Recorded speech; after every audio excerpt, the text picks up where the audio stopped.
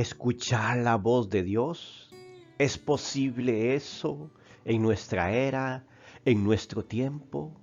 ¿O eso quedó para los antiguos israelitas que escuchaban su voz? Pero la Escritura nos habla de que podemos escuchar la voz de Dios. ¿Cómo hacerlo? Pues vamos a estudiar un texto donde nos dice cómo podemos escuchar la voz de Dios. Gracias por haberse conectado con un café con la Biblia. Estaremos en el Evangelio de Juan capítulo 10. Dice de la forma siguiente: de cierto os digo, el que no entra por la puerta en el redil de las ovejas, sino que sube por otra parte, ese es ladrón y salteador. Mas el que entra por la puerta, el pastor de las ovejas es. A éste abre el portero, y las ovejas oyen su voz, y a sus ovejas llama por su nombre, y las saca. Qué interesante imagen refleja este texto.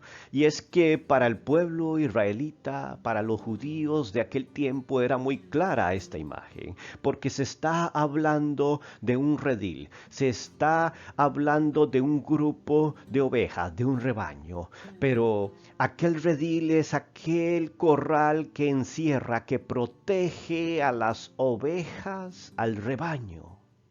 Los protege del lobo, de los depredadores, de los ladrones de ganado, de ovejas.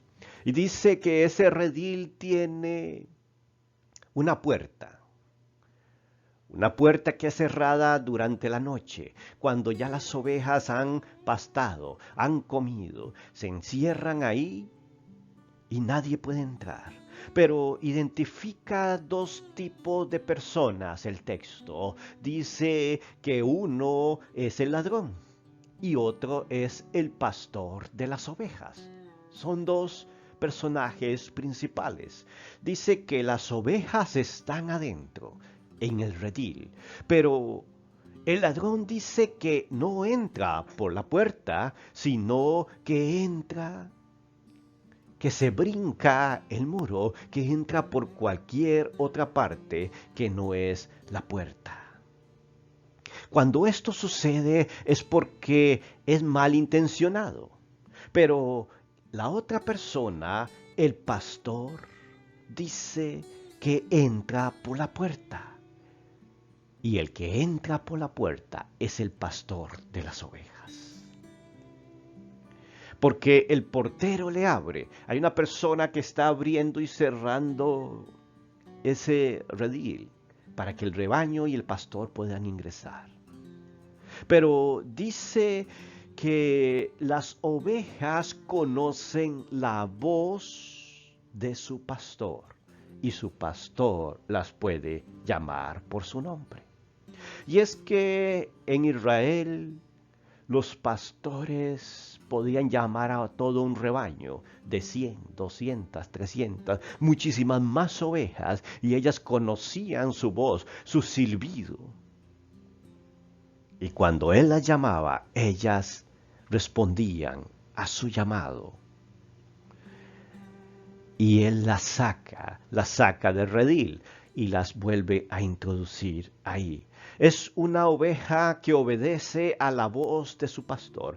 La pregunta es, ¿estamos escuchando la voz de nuestro pastor? Entonces, ¿qué nos indica este texto? Que nosotros como ovejas de Dios podemos escuchar la voz del pastor. Pero si escuchamos la voz de un extraño, debemos de huir. El extraño es el que entra por otro lado, que no es la puerta.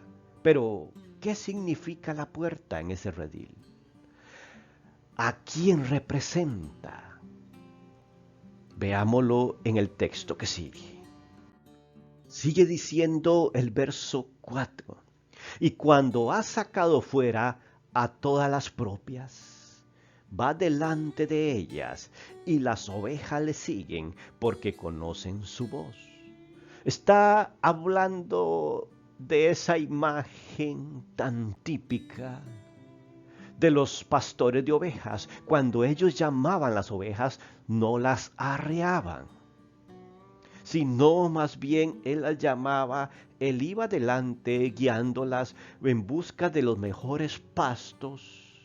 Las sacaba afuera, las que eran propias, las que no eran de él no lo iban a seguir. Y es por eso que muchas personas no siguen al Señor, porque no son sus ovejas.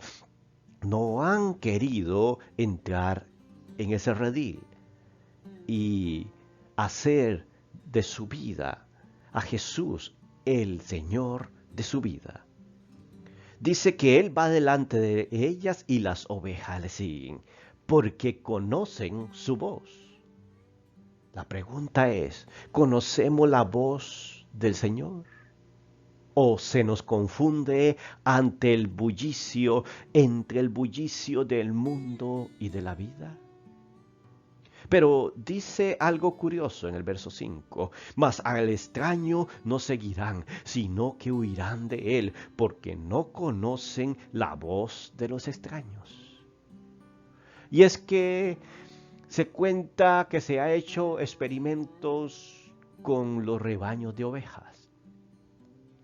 Y hay personas que se han vestido de la misma forma que su pastor, con el mismo traje, con la misma ropa, con el mismo olor, con el mismo sombrero, con los mismos colores de vestimenta y una apariencia muy parecida. Pero cuando ese pastor intenta llamar a las ovejas, no lo siguen. Y no solo no lo siguen, sino que huyen, porque encuentran que su voz no es la de su pastor, aunque se parezca.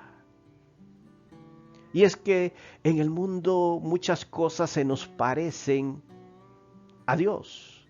Y es que sucede que algún evento parece ser de Dios, parece ser bueno en sí mismo, pero cuando somos sensibles al Espíritu, podemos escuchar la voz que no es la voz de Dios. Hay llamados que no son la voz de Dios. Hay predicaciones que no son la voz de Dios. Hay estudios bíblicos que no son la voz de Dios. Hay religiones donde no se puede escuchar la voz de Dios. Y hay movimientos donde no está la voz de Dios. Y entonces, ¿qué debemos de hacer? Salir huyendo de esos lugares, de esas personas. Dice el texto, dice Juan, esta alegoría les dijo Jesús, pero ellos no entendieron qué era lo que decía. Jesús les explicó con esta imagen, con esta alegoría tan conocida para ellos, pero no podían relacionarlo en su vida. Veamos la explicación. Como las personas no lo entendieron, Jesús comienza a desglosar, a explicar aquella alegoría. Y dice el verso 11, yo soy el buen pastor. Entonces él está diciendo que en la alegoría aparecía aquel pastor que sus ovejas escuchaban su voz. Él es el buen pastor. No es otra persona, ni siquiera un líder religioso de renombre. Dice que él es el buen pastor de la iglesia, porque él dio su vida por las ovejas. Dice, el buen pastor su vida da por las ovejas. Está diciendo que en los rebaños del antiguo Israel, cuando venía el lobo, cuando venía el oso, cuando venía un depredador o algún enemigo, los pastores se enfrentaban a aquel peligro, defendían las ovejas a capa y espada, incluso entregaban su vida por el rebaño de las ovejas. Esa es la imagen que está diciendo, y él lo hizo en la cruz del Calvario. Por eso él es el único buen pastor. Mas El asalariado aquí está comparando dos pastores. Uno que da su vida por las ovejas y otro que no es dueño de las ovejas y no se le paga por cuidar a las ovejas, dice. Mas el asalariado y que no es el pastor, de quien no son propias las ovejas, dice, ¿qué pasa con ese señor? Ve venir al lobo y deja las ovejas y huye.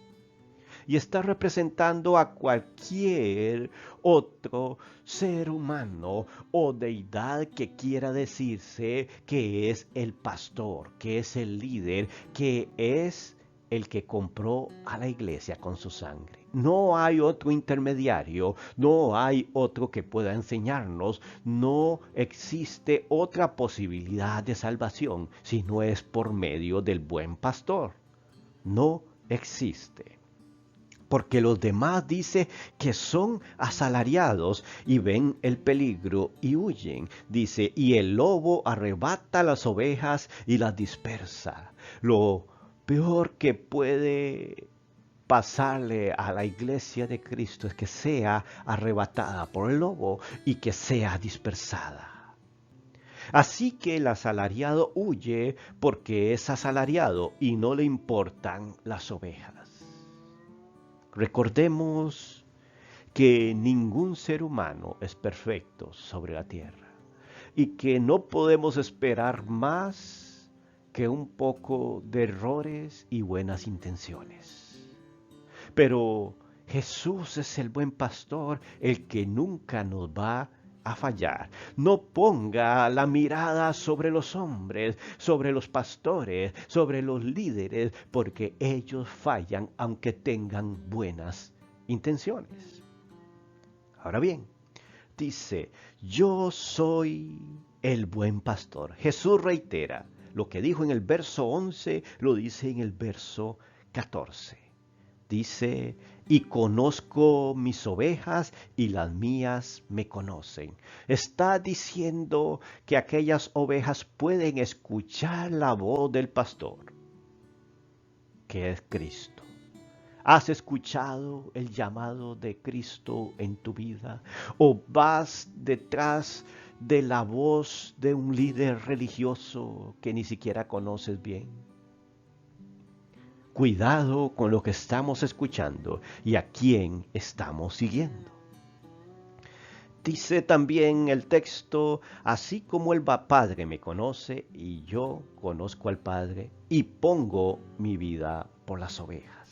Jesús puso su vida una vez y para siempre por sus ovejas, por todos aquellos que pertenecemos a la iglesia de Cristo. También dice el verso 16, también tengo otras ovejas que no son de este redil, aquellas también debo traer y oirán mi voz y habrá un rebaño y un pastor. ¿Cuáles son las otras ovejas? ¿De qué está hablando Jesús ahí? ¿Acaso tiene otro pueblo escogido? No nos equivoquemos. Aquí Jesús le está hablando a los israelitas. Ellos eran el pueblo escogido de Dios. Ellos le estaban escuchando. Ese era el redil de él. Pero él dice, tengo otras ovejas que son los gentiles, que son los griegos, que somos nosotros, que somos la iglesia injertada de Cristo. Entonces dice, yo tengo otras ovejas que no son de este redil, pero dice que ellas también oirán la voz, y habrá un rebaño y un pastor. Entonces, Jesús no vino solamente por el pueblo judío, también dice que vino por el pueblo gentil. De ahí pertenecemos todos nosotros, que no somos de la descendencia judía. Ahora dice el verso 17, por eso me ama el Padre, porque yo pongo mi vida para volverla a tomar. Nadie me la quita, sino que yo de mí mismo la pongo. Tengo poder para ponerla y tengo poder para volverla a tomar. ¿Qué está hablando ahí? Simplemente de que Él se entregó de su propia voluntad a aquel rebaño. No fue por un mandato directo de Dios Padre, sino que Él dijo, Señor, yo voy en propiciación de aquello como ofrenda agradable para poder redimir al ser humano. Como las personas que estaban ahí no le entendieron el mensaje o aquella alegoría que Jesús estaba pronunciando en ese momento, entonces Jesús, para no dejar ninguna duda en los oyentes, comienza a explicar aquella imagen, aquella comparación, aquella alegoría. Y dice el verso 7, volvió pues Jesús a decirles, de cierto os digo. Él como que reinicia, retoma con lo que comenzó.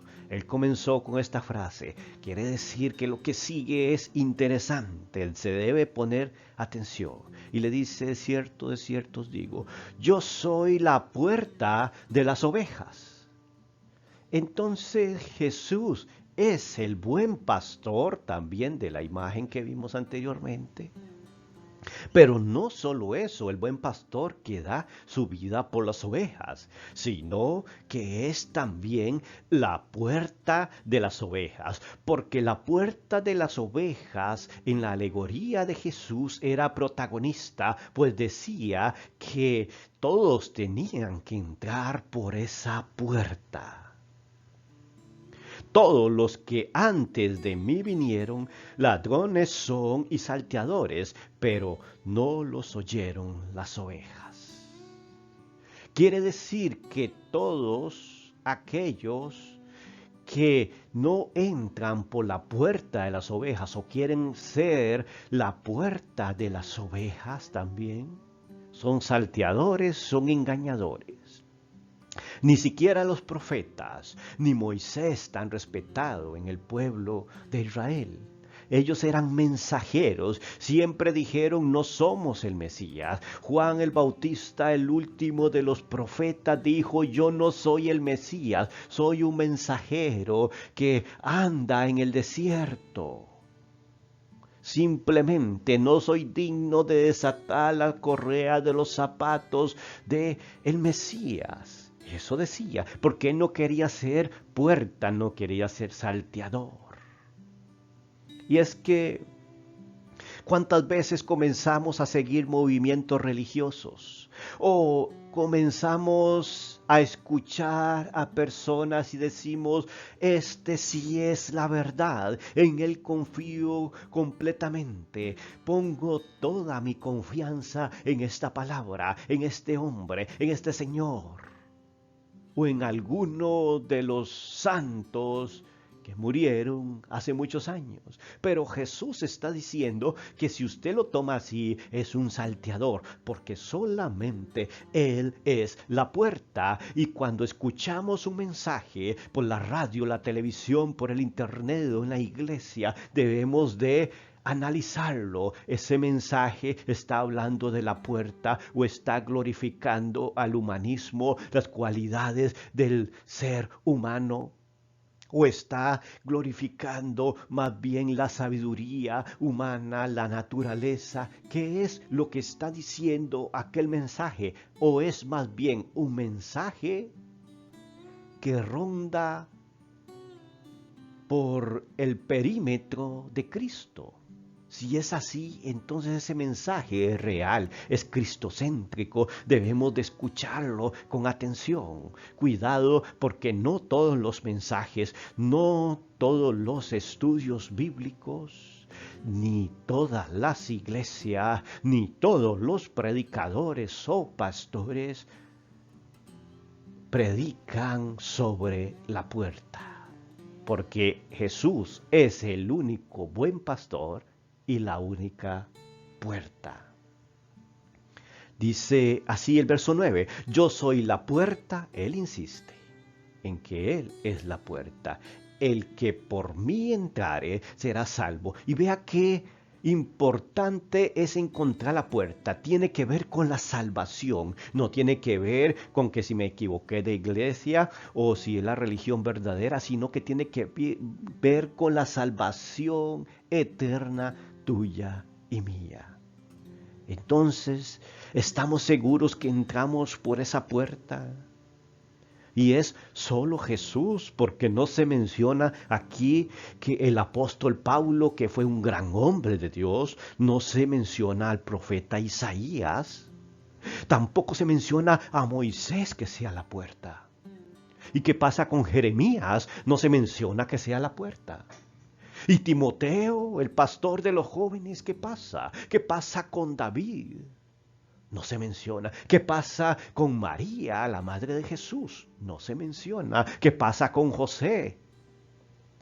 ¿Qué pasa con todos esos héroes de la fe? No se menciona. ¿Por qué? Porque solamente Jesús es la puerta y solamente por esa puerta hay salvación.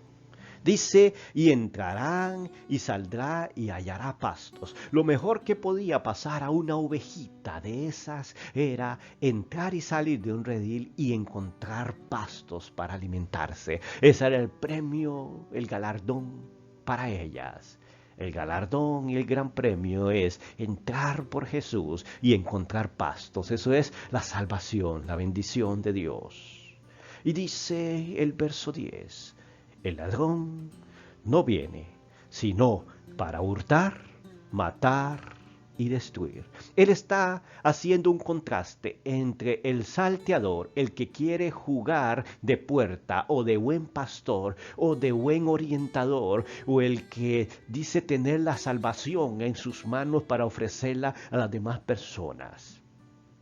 Ese es una persona que quiere hurtar, matar y destruir.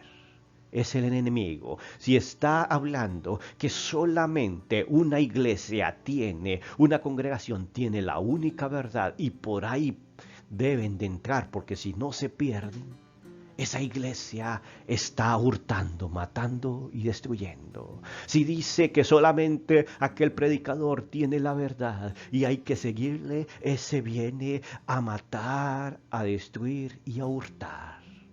El único que tiene la verdadera razón de salvación es Jesús. Y lo encontramos por medio de la Escritura, solamente. Y dice, Jesús hace el contraste, yo he venido para que tengan vida y para que la tengan en abundancia. No es una vida poca, mediocre, escasa, es una vida abundante. ¿Qué andamos buscando en otro lado entonces? ¿Por qué seguimos tales movimientos? ¿Por qué andamos buscando sensacionalismos? Movimientos espirituales diversos para sentir que estamos en abundancia. Si Jesús tiene la respuesta y la tiene en la legendaria Biblia, aquella palabra que Él nos regaló y que usted y yo podemos estudiar, y hoy la estamos estudiando aquí en este espacio. Gracias por estar de nuevo con nosotros. Es para nosotros un privilegio que nos acompañe hasta aquí.